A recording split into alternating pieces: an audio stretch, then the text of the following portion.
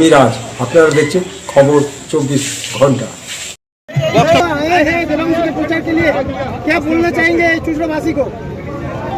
मैं यही बोलना चाहूँगा कि देवांशी को वोट देकर चाहिए और दीदी की ताकत को और मजबूत करिए, ताकि जो दीदी जो योजनाएं उन्होंने और महिलाओं के जो कार्य किए हैं उसे बरकरार रखा जाए और आगे भी उनको फायदा और अपने पैरों पे खड़े होने का एक मौका दीदी ने दिया है, वो हमेशा उनके साथ बना रहे। दादा, आज तो फर्स्ट फेज का वोट है मुर्शिदाबाद में। सुबह से ही वायलेंट हो रहा है कई जगह। नौदा में तृणमूल का जो प्रार्थी था उसका साथ बोमा का हमला हुआ है। इस अभिषेक था हुमायूं कबीर के दल के, इसके बारे में क्या बोलना चाहिए? हुमायूं कबीर ने तृणमूल प्रार्थी के ऊपर हमला किया है। क्या बोलेंगे इस बारे में? अभिषेक क्या बोलेंगे?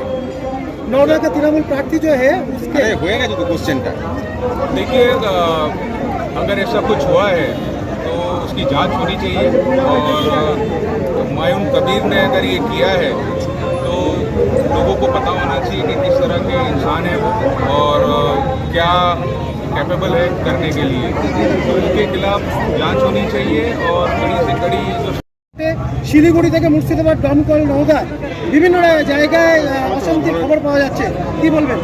এটা আমাদের প্রার্থীদের ওপর তো আক্রমণ হচ্ছে, আমাদের প্রার্থীদের ওপর মুর্শিদাবাদে আক্রমণ হচ্ছে, আমাদের ভোটারদের ভোট দিতে যেতে দেওয়া হচ্ছে না। যে যে বুথে তৃণমূলের স্ট্রং হোল্ড সেই সমস্ত জায়গায় ভোটিং স্লো করার চেষ্টা করছে, ইভিএম মেশিন ইচ্ছাকৃত খারাপ দিয়ে। তো এগুলো তো বাংলার মানুষ বুঝতে পারছে, বাংলার মানুষ দেখছে।